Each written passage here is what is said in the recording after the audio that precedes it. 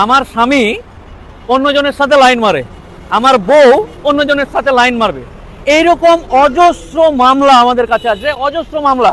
যে আমাদের কাছে এসে কোনো স্বামী এসে বলছে যে আমার বউ অন্যজনের সাথে লাইন মারে, চ্যাটিং করে। আমি যখন চাকরির জন্য বাইরে চলে যাই বা আমি কাজের জন্য যখন সারাদিন বাইরে থাকি, আর কিছু করি, মানে একজন পুরুষ তার কাজের জন্য পরিশ্রম করতে বাইরে চলে যায়, তারপরে তার বউ নাকি অন্য এলাকার কারোর সাথে ফেসবুকে পরিচয় হয়েছে, কারোর সাথে বা আর কারোর সাথে বিভিন্ন রকমের ব্যাপার স্যাপারগুলো আছে, লাইন মারে। এবার অনেকের বক্তব্য যে তার স্বামী, অনেক মেয়ে বা মহিলারা এসে আমাদেরকে বলে যে তার স্বামীর অনেকগুলো সম্পর্ক, এই ওই this that each and everything, অনেক কিছু বলে। তো এগুলো মামলা। তারপর এই ঘটনা ঘটার পর তাদের মধ্যে অশান্তি হয়, এই হয়, উমুক হয়, তুমুক হয়, কত রকম মার দাং, ফোন দিব না, এই করব সেই করব, ফেসবুক এগুলো হয়। তো এই ক্ষেত্রে হ্যাঁ ভালো আছে, তো এইরকম অজস্র মামলা হয়। তো এই সমস্ত জায়গাগুলোতে মানে পশ্চিমবঙ্গের বিবাহিত পরিবার বা ফ্যামিলি যেগুলো আছে, এই ফ্যামিলিগুলোতে অহরহ, বাংলাতে বলছি অহরহ, এই সমস্ত ঘটনা ঘটছে।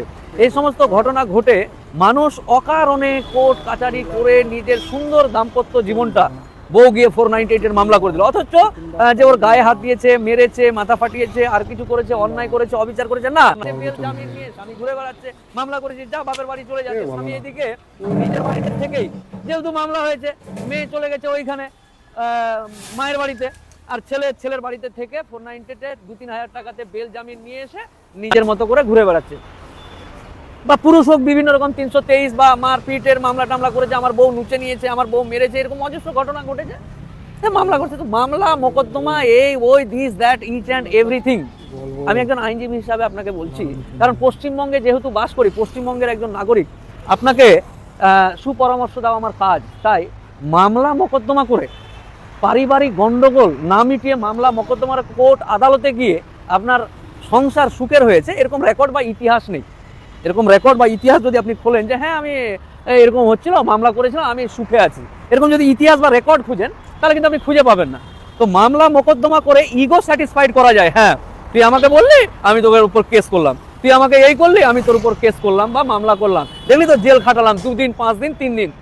এটা তো মার্ডার করে দেয়নি যে আপনাকে যাবজ্জীবন জেল খাটবে, শুলি হয়ে যাবে, ফাঁসি হয়ে যাবে, আর কিছু নয়। ওই 2-3 দিন হয়তো জেল খাটলো বা আর কিছু করলো।